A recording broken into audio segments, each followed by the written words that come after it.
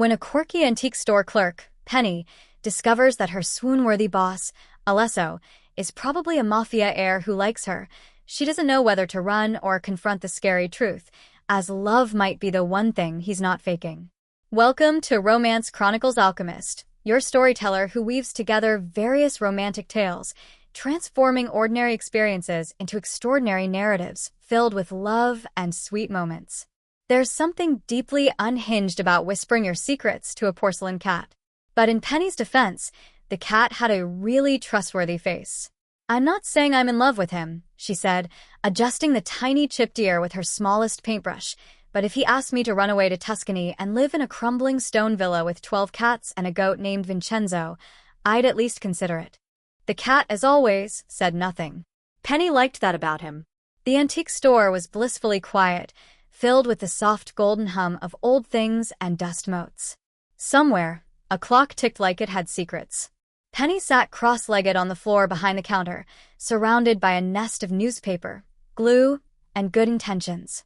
The porcelain cat, Mr. Whiskers III, according to the scratched inscription, was her current restoration project. His tail was a lost cause, but the face? The face had potential. She was halfway through telling him about her dream. Alesso, tuxedo, ballroom, forbidden kiss under a chandelier, standard, when the bell above the door jingled. Penny startled. The brush skidded, leaving a pink streak across Mr. Whiskers' cheek. "Oh no, no." "Rough morning," came a deep voice behind her. She didn't have to look up. That voice had its own real estate in her brain. Alesso Gallo. Her boss. Her beautiful, dangerous, completely off-limits boss. Penny blinked twice, smiled once, and forgot how arms worked. He stood in the doorway, all dark curls and colder eyes, wearing a charcoal suit like he was born in it. Like he'd stepped straight off a vintage mafia movie poster and into her real, awkward, glue-covered life. "Mr. Gallo," she squeaked. "Hello. Welcome. To your own store." His mouth twitched. Not quite a smile, just the ghost of one. "Good morning, Penny." She scrambled up, nearly knocking over a Victorian umbrella stand. Her apron was smudged with paint and possibly sandwich mustard, and she was 90% sure there was a sequin in her hair from last week's Gatsby display. "So," she said, as if this wasn't mortifying. "How's your morning?" He glanced at the cat, now with a faint pink scar and one crooked ear. "Productive." "Cool." "Vague." Classic Alesso. Penny picked up Mr. Whiskers and tried to cover the smudge with her thumb. It made it worse. This cat's seen things. He stepped closer. His cologne smelled like cedar and espresso and secrets she would 100% risk her job to unravel. "Do you talk to all the antiques?" he asked, eyebrow arching in amusement. "Only the emotionally available ones," she said before her brain could filter that. To his credit, he didn't laugh. But his eyes, dark and deep and full of something she couldn't quite name, lingered on her a moment longer than necessary. Her heart flip-flopped like a fish at a wedding. Then, just as quickly, he was walking away, calling over his shoulder, "Let me know if the cat talks back." The bell jingled again. He was gone. Penny stared at the door, then at Mr. Whiskers. "I'm not in love," she told him firmly. "I'm just catastrophically invested in his approval." The cat didn't argue. And that was the start of it. There are exactly 3 places in the antique store where Penny could be found on any given day. 1, behind the counter. 2, on the floor under a precarious pile of mid-century lamps. 3, in the back room with a mug of tea, oversharing. Today it was option 3. "You're in love with him," Nora said, sipping from her giant floral mug like it was a gavel of truth. Penny almost dropped her spoon into her chamomile. "I am not." "You are. You literally swooned yesterday when he said your name." "I did not swoon." You sighed, out loud, then knocked over a display of Victorian spoons, which was entirely coincidental. Penny huffed. Nora, best friend, part-time cashier, and full-time truth sniper, raised a brow. "You've got that look again." Penny leaned back in her creaky chair, surrounded by teetering stacks of vintage books and crates of weirdly judgmental porcelain dolls. "It's just he's so polite."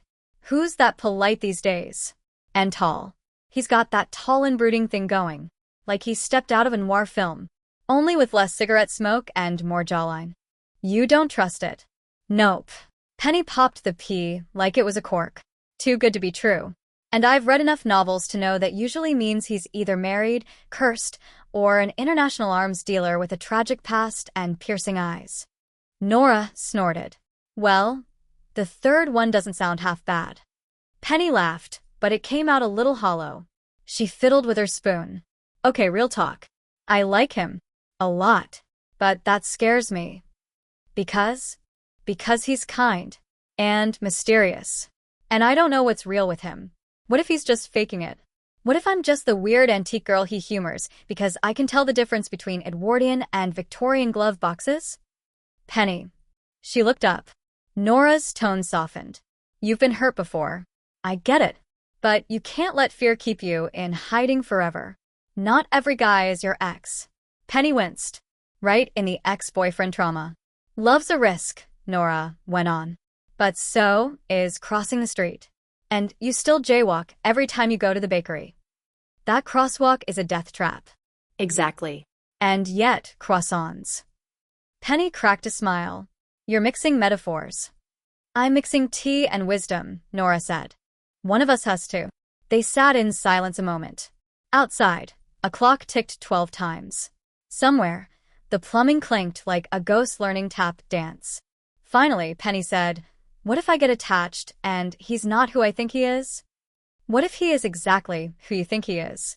Then I'm probably already doomed. Nora reached over and patted her hand. You'll be fine. And if he breaks your heart, I'll help you slash his tires and sell his cufflinks on Etsy. Penny grinned. You're the best. I know. She stood, stretched, and reached for the cookie tin they kept hidden under the shelf of dusty globes. Penny watched her, feeling a little lighter, but no less confused. Also, Nora said, tossing her a chocolate chip, I saw the way he looked at you yesterday. Oh, yeah. Like you were a secret he really didn't want to keep anymore. Penny's stomach flip-flopped. She hated that. And loved it. And hated that she loved it. She sipped her tea and whispered, mostly to herself. Too good to be true. But part of her, just the tiniest reckless part, was starting to wonder, what if he wasn't? After that confusing conversation with Nora, Penny found a sticky note. Bright pink. Stuck to the edge of a dusty ledger. In Penny's defense, she wasn't snooping. Not technically. She was doing inventory, glamorous, thrilling, full-on Indiana Jones-level stuff. If Indiana Jones had a barcode scanner and mild anxiety. The note read, Do not open. AG. Which was exactly the kind of message you leave when you want someone to open it. Penny froze mid-scan, her eyes drifting toward the back of Alesso's office. There, nestled among a row of mahogany drawers, was one that didn't match. Matte black, sleek handle, faintly humming with secrets. She bit her lip. Don't do it, she whispered to herself. You're not that girl. You're the girl who organizes antique teaspoons and talks to lamps. You are. Already across the office. Like her feet had made the decision and were dragging the rest of her along. She crouched in front of the drawer, glancing at the closed door behind her. Alesso was at a meeting, or a thing, as he so mysteriously called it. The drawer had no lock, but when she tugged, it wouldn't budge. Definitely jammed. Or cursed. Or hiding a portal to a secret mafia lair. Penny sat back on her heels, hands in her lap like a toddler caught mid-cookie heist. Her curiosity throbbed in time with her heartbeat. What could he possibly be hiding? A will? A secret love letter? A forbidden batch of 1940s war bonds? A small, elegant pistol wrapped in velvet? She sighed and stood up, brushing dust from her skirt. Nope. Not my business. Definitely not. The drawer creaked. She spun around. It hadn't opened, but it had moved. Just a little, which somehow made it worse. Great, she muttered. Now it's teasing me. She was about to back away when Alesso's voice drifted in from the hallway. Penny. Cue panic. Nuclear level. She slapped the door shut, again, not snooping, and sprinted back to her scanner like she'd just won the gold medal in Nosy Olympics. Alesso stepped in, still in his charcoal coat, looking far too good for someone who said he just came from a supplier meeting. His black shirt clung to him like it missed him whenever he moved. Oh, sorry, he said. Didn't mean to scare you. You didn't scare me. She was definitely yelling. He blinked. You okay? Me? Yes. Perfect. Just scanning this ceramic rooster. She held up the offending bird, which had a chipped beak and what might have been a monocle once. Classic. Mid-century. Possibly haunted. His lips curled into a grin. You're adorable. And that was when she almost dropped the rooster. Again. Inventory's going great, she babbled. Just me and the dust bunnies bonding. He tilted his head, watching her. Like he knew. Like the drawer had sent a psychic message to Tattle. Don't let this place overwhelm you, he said. If you ever find something odd, come to me. Oh, totally, Penny said, nodding too fast. Like mysterious drawers or surprise daggers, kidding. Definitely kidding. He raised a brow. Drawers? Nope. I see. He smiled, slow and secretive. Thank you for being so thorough. Thorough is my middle name, she said. Well. Technically it's Elaine, but thorough would have been cool. Alesso chuckled softly, then gave her a look she couldn't quite decipher. Warm. Appraising. Dangerous? No, just a man with a drawer full of secrets and a smile that made her knees unreliable. He disappeared down the hall again, and Penny collapsed onto a nearby love seat, rooster clutched to her chest like a flotation device. What was she doing? Falling for a guy with a locked drawer. Knowing full well she couldn't survive another heartbreak, but also knowing she wanted to know what was inside. Both the drawer and him. After a night of tossing and turning, Penny welcomed the mundane task of alphabetizing Victorian thimbles when she smelled frosting. That alone should have been suspicious. No one just shows up with the scent of buttercream and a faint trace of danger. And yet, there stood Alesso Gallo in the doorway of the workroom, holding a small white bakery box like it contained diplomatic secrets. Or something way more emotionally destabilizing. I come bearing sugar, he said, stepping inside with a grin that should have been illegal in at least 3 states. Unless that's antique thimble polish in disguise, I'm listening, Penny said, straightening up and immediately regretting the smear of grime on her cheek. Alesso chuckled and opened the box. Inside, 6 perfectly frosted red velvet cupcakes, each topped with a swirl of cream cheese icing and what looked like gold leaf. She blinked. Are these artisanal mafia cupcakes? He smirked. Possibly. I won't tell if you won't. She accepted one with appropriate reverence. It was still warm. Alesso leaned against the counter, rolling up his sleeves like he was auditioning for a role in her daydreams. So, he said, I've noticed you've been working late. Thought you deserved a treat. Translation: I saw you almost break into my locked drawer, and now I'm distracting you with frosting. She took a giant bite anyway. Because boundaries are important, but so is red velvet. These are suspiciously good, she mumbled, mouth full. Like, I'd sell secrets for these. I'll keep that in mind, he said, eyes twinkling. For a moment it was just the two of them. Cupcakes. Thimbles. Vibes. Then Alesso did something unexpected. He sat on the little velvet stool next to the display case and looked thoughtful. My nana used to bake, he said softly. Every Sunday. The whole apartment smelled like lemon and flour. Even when things were messy, she made it feel normal. Penny blinked. He never talked about his family. Ever. Her heart thudded a little faster. Not just because he looked criminally good with cupcake crumbs on his lip, but because he was letting her in. Was she the one who taught you how to smolder like a tragic hero in a noir film? She asked, trying to lighten the moment. He laughed, full and genuine. Maybe. She also taught me how to pick locks and sweet-talk priests. Oh sure. Just normal Sunday school things. They both grinned. And for a heartbeat, the tension melted. He wasn't her mysterious boss. She wasn't his awkward, cupcake-devouring employee. They were just two people, sharing sugar and stories. But then he stood, brushing icing from his fingertips. I should get back, he said. Delivery coming in. Right. The moment was over. Penny nodded, even as a tiny pang echoed inside her. Before he left, he paused in the doorway. You ever need anything, he said, eyes locking with hers. You ask me. Okay. She nodded again, a little too fast. Yep. Totally. I'll come to you next time I find a haunted music box or a note written in Latin. His smile was soft this time. I mean it, Penny. And then he was gone.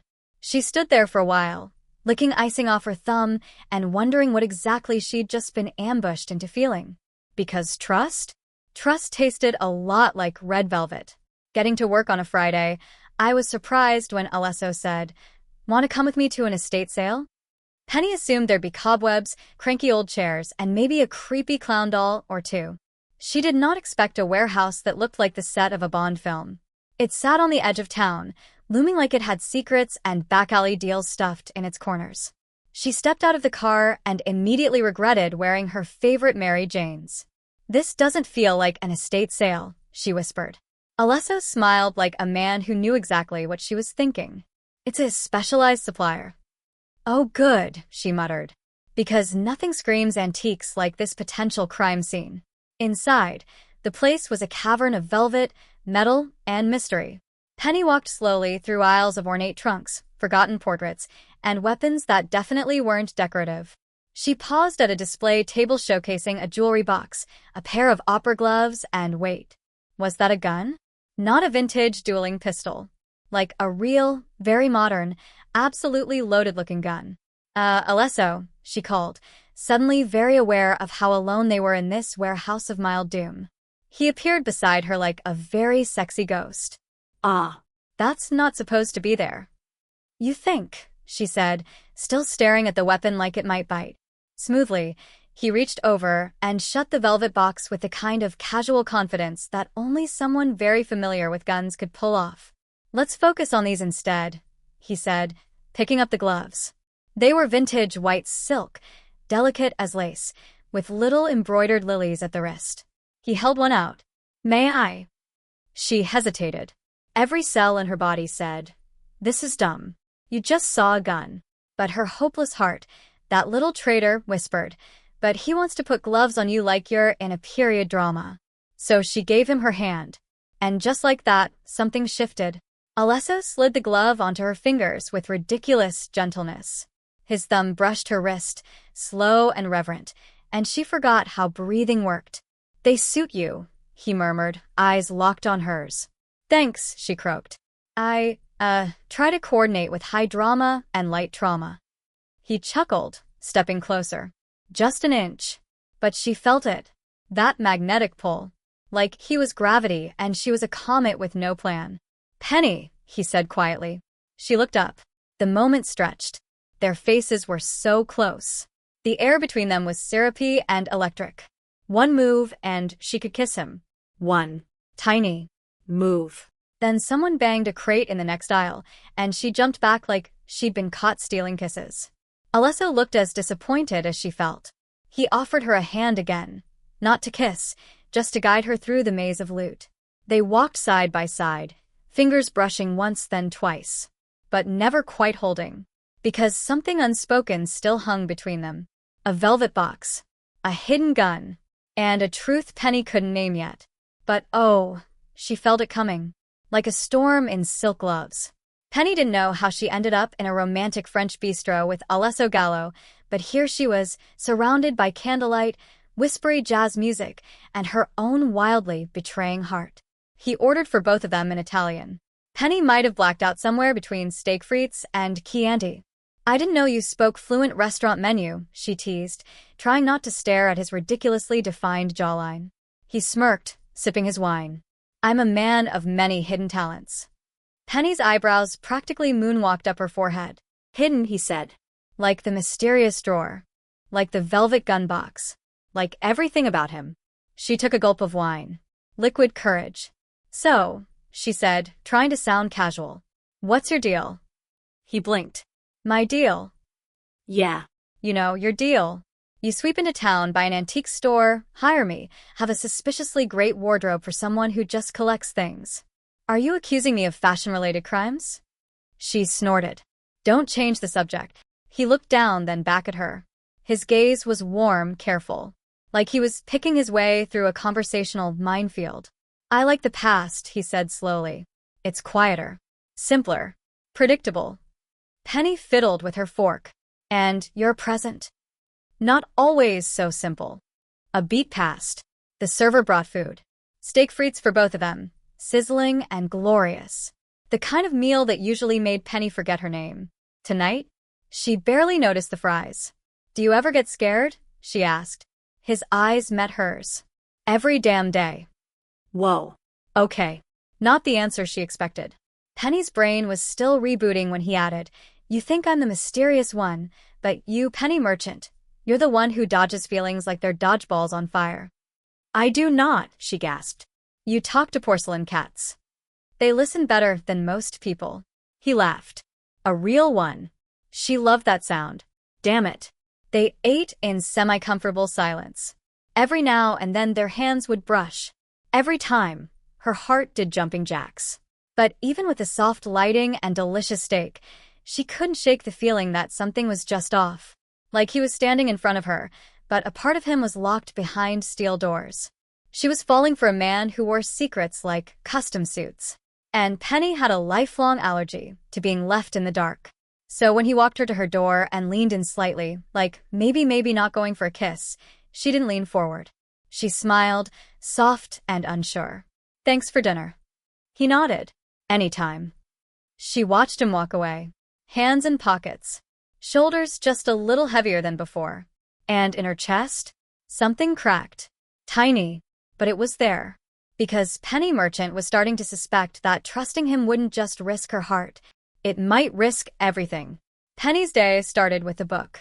Not just any book, an old, slightly musty, leather-bound thing that looked like it had whispered secrets to Jane Austen and seen things in candlelight. Penny found it in a dusty crate behind the register, sandwiched between a broken globe and a taxidermy squirrel with half a monocle. The flower inside the pages was pressed flat and delicate. Pale lavender. Probably dead since 1872. Penny touched it like it might crumble or sing to her. "Oh, what's this?" she whispered, reverent. "It's from the Lady Bronte collection," said a voice behind her. She flinched and spun, nearly dropping the book. Alesso stood too close.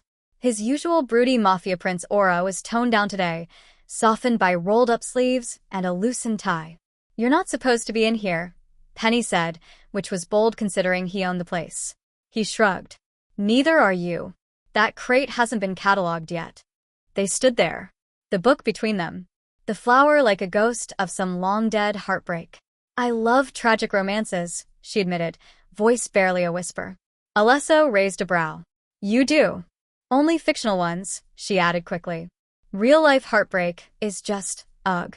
Crying in bathrooms and drinking expired rose. Sounds personal. Too personal." Penny looked down at the book again. "Books don't lie. Or vanish. Or ghost you after 3 months of dating and then marry your cousin's roommate." He blinked. "That is oddly specific. Trina's fine now. She's doing Pilates." There was a pause. Not awkward. Just heavy. Soft. He looked at her. Not the usual, distracted glance he gave most people. This one was sharp and slow. Like he was trying to figure out if she was real. Penny felt her breath tangle in her chest. "You have ink on your nose," he said quietly. She blinked. "What?" He reached out, fingertips brushing just under her cheek. The touch was so light it made her knees seriously reconsider their commitment to standing. "There," he said, smudging it away. "Gone." Except it wasn't. Not really. Not the ink. Not the feeling. Not the way his fingers lingered half a second too long. Their eyes locked. And just like that, they leaned in. At the same time. Like magnets. Or maybe like idiots in a romance novel who hadn't learned their lesson. The world got small. Just the two of them. The scent of old books. The quiet hum of the antique shop.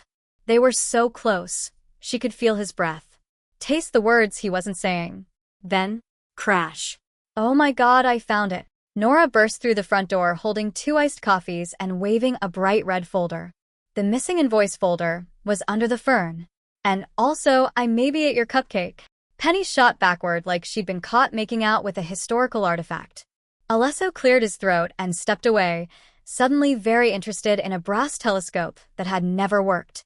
"Coffee," Nora offered, completely oblivious. Nobody spoke for a full 3 seconds, which, in awkward silence years, is like a decade.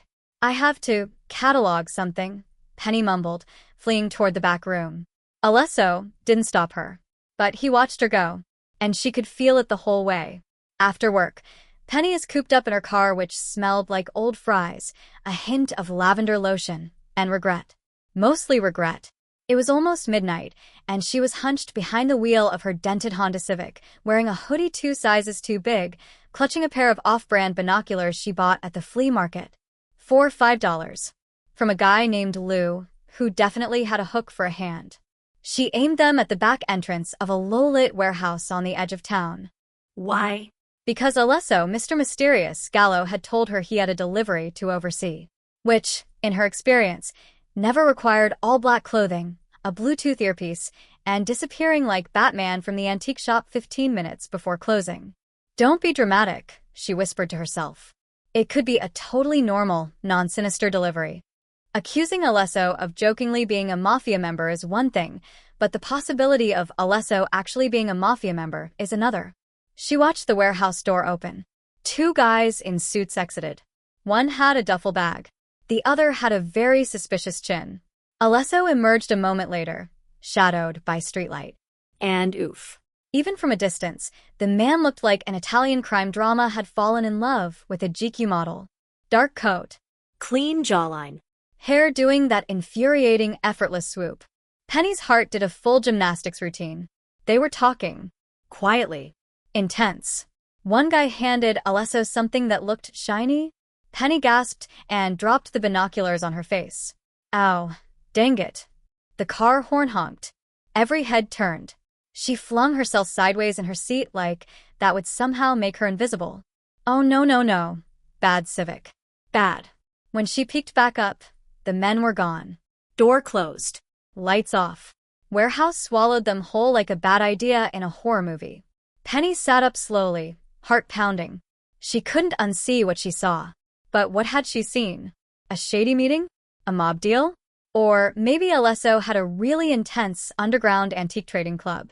Like Fight Club, but with Fabergés and dueling monocles. She snorted. And then she groaned. Because even now, even as her very real fear crept up her spine, she didn't want to believe the worst about him. Her hands gripped the steering wheel, knuckles white. Why can't you just be a normal hot guy with weird taste in doilies? She didn't have answers. Just questions, adrenaline, and a half-eaten donut in the glove box. Penny started the car. It coughed like an old man with a lung problem and rumbled to life. Right, she muttered, sitting back. Time to go home. And maybe cry a little. And maybe Google what to do when your crush might be a criminal. She pulled out of the lot, headlights cutting through the night. Unseen behind her, a single security camera turned slowly to track her exit. And from a black SUV parked a block away, a figure watched and smiled. After the adventure of last night, Penny now wasn't sure if she was being invited into the storeroom or lured into an emotional trap. Alesso held the door open like a gentleman. She stepped inside like a raccoon entering a baited cage. So, she said, eyeing the endless shelves of crates and forgotten treasures. Where's the cursed mummy tomb? Alesso chuckled. Left it in the other storeroom. This one's for special items. His voice was calm. But his eyes were doing that thing again, soft and stormy, like he was holding back a whole hurricane of truth. Penny folded her arms. You're being suspiciously mysterious, Gallo.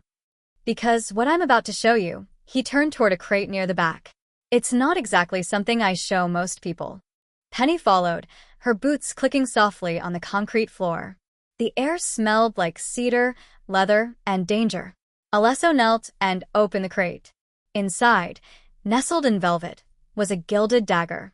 Ornate, antique, gorgeous, and very stabby. Penny blinked. Well, that's not a ceramic owl.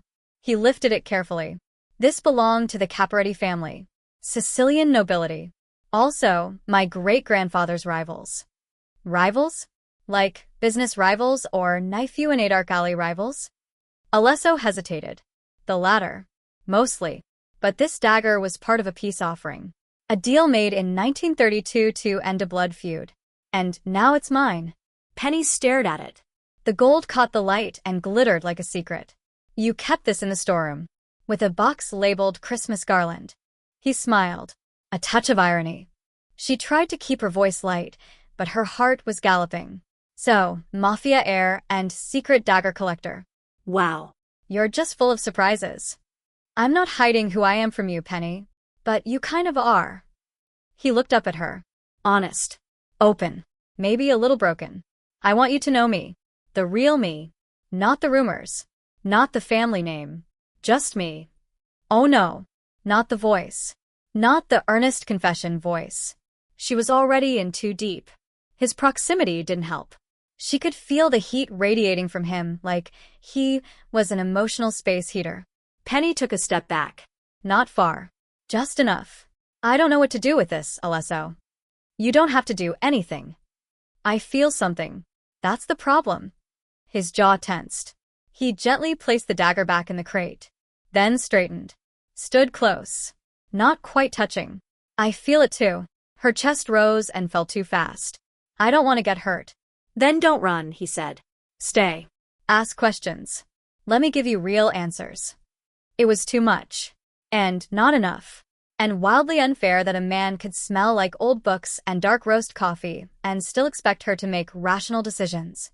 Her voice dropped to a whisper. If you're playing me, I'm not. Because I've been played before. Lied to. Left behind. I know. He reached out and, so slowly, brushed her knuckles with his. I'm not leaving. Not lying. And I'm not asking for everything. Just a little trust. It sat between them. Heavy. Fragile. That word. Trust. Finally, she nodded. A tiny one. I'll try. And that was enough to make his face soften in a way that broke her heart a little. He leaned in, then it happened. The kiss that Penny had been daydreaming about. She could feel the warmth of his breath and the pressure of his lips against hers. All the nerve endings seemed to be in her lips. Clarity. A quiet moment that said, okay, we're doing this. Carefully. Together. Outside, the rain started. Inside, two very complicated people stood surrounded by old furniture, forbidden weapons, and 1,000 unspoken things. There's a moment in every girl's life when she opens a drawer and finds something that completely rearranges her brain. For Penny, it was a Tuesday. Rain pattered lightly on the antique shop's windows as she tiptoed into Alesso's office. Okay, yes, technically she was breaking her own rules. But curiosity is louder than conscience when you're dating, maybe. A man with perfect hair and mafia vibes. The drawer had haunted her for weeks. That shiny brass key? Burning a hole in her apron pocket. She shut the door quietly. Slipped the key in. Turned it. Click. Oh no. Inside was a small stack of passports. All with Alesso's face, none with his name. Beside them, a thick envelope of cash. Euro. Dollars. Some currency she couldn't even name. And then pictures. Photos of her, walking to the bakery, laughing in front of the shop.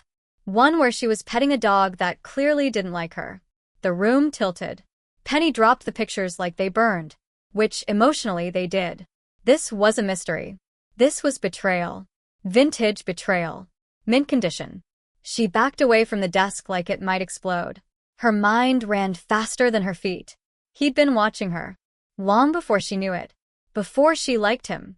Before that hallway kiss that still echoed in her spine. Was she just a mark? A job? That jerk. The key fell from her hand. She ran. Through the shop. Past the clocks that all ticked too loudly.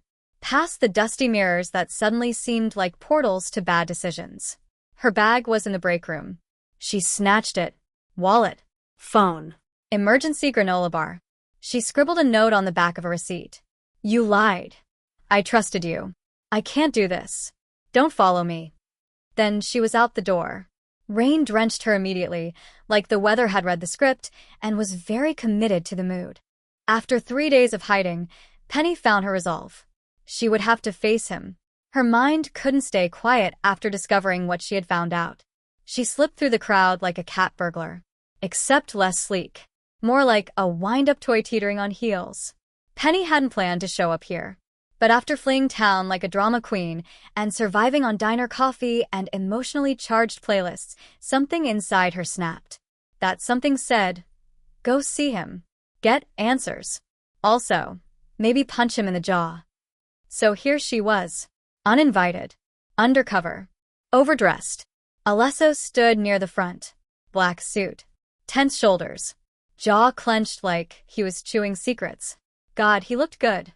Which was annoying, because heartbreak should ruin a man.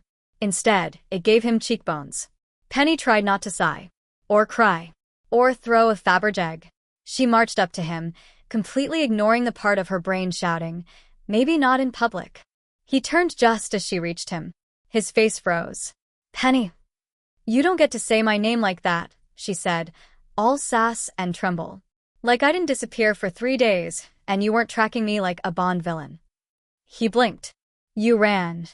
You lied. They stared. Somewhere behind them, a bitter sneezed. A champagne glass shattered. Drama levels.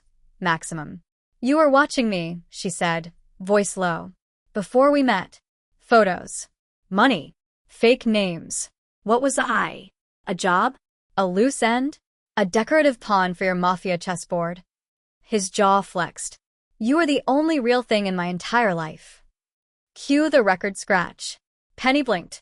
What? Alesso stepped closer. The store was mine, but the normal life? That was yours. I watched you because I couldn't walk in yet.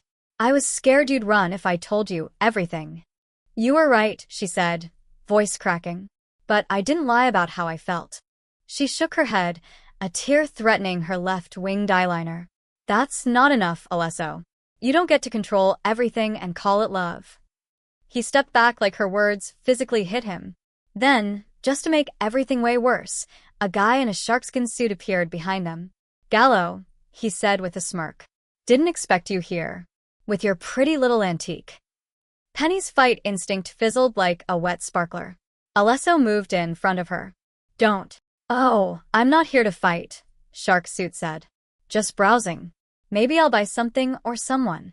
Alesso growled. Actual grol. Like wolf in a tux energy.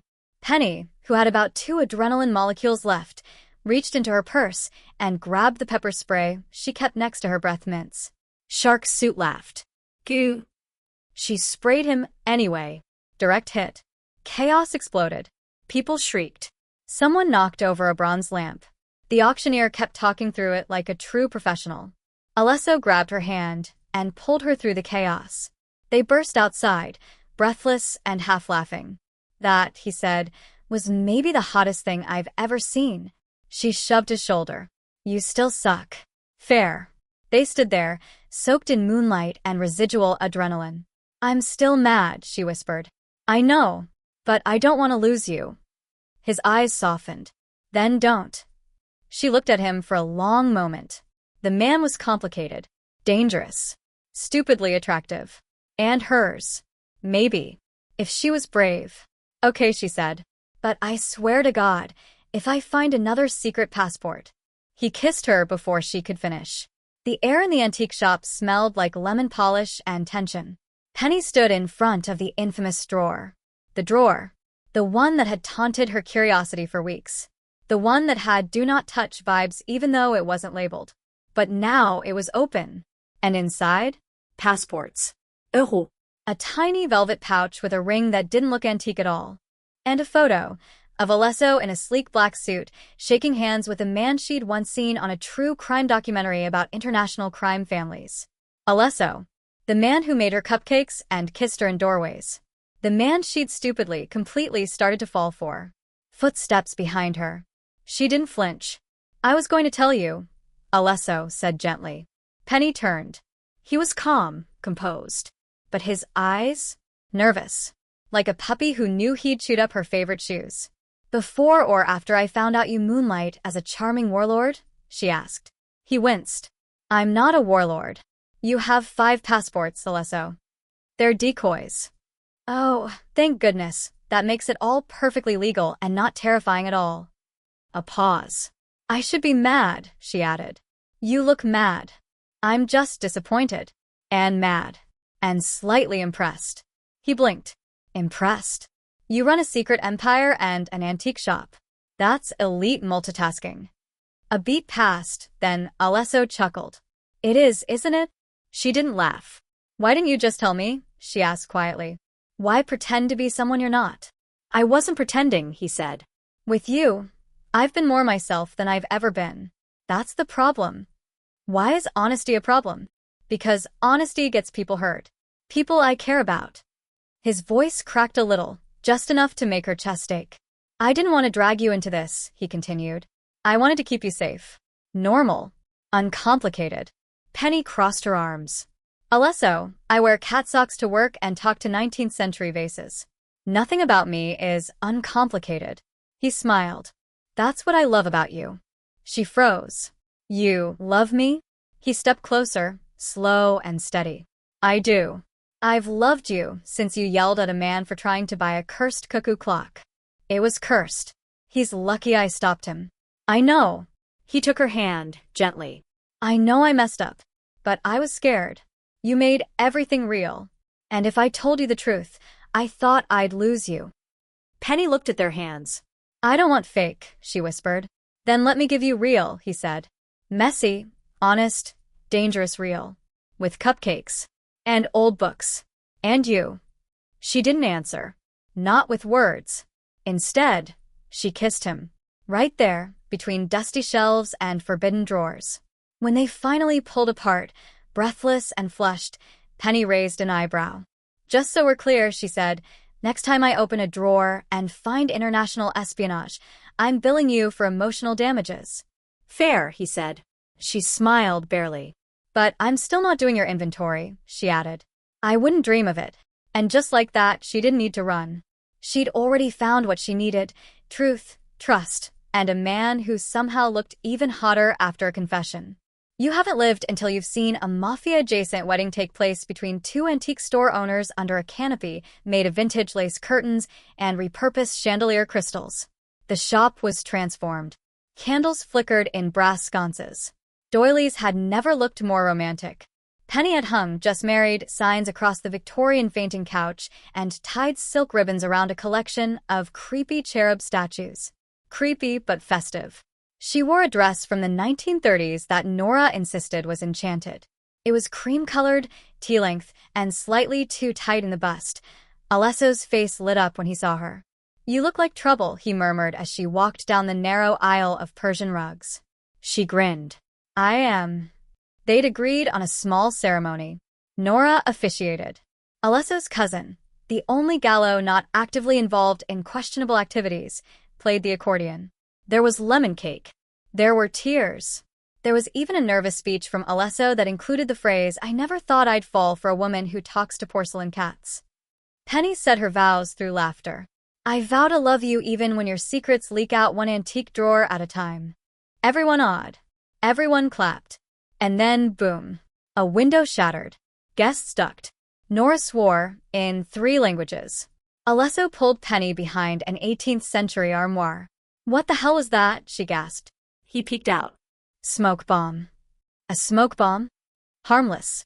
Message from my uncle. He doesn't approve. Oh, great, she said, coughing dramatically. Can we please go one day without mafioso drama? Alesso stood, tugged off his jacket, and fanned the smoke with an embroidered throw pillow. Technically, it's tradition.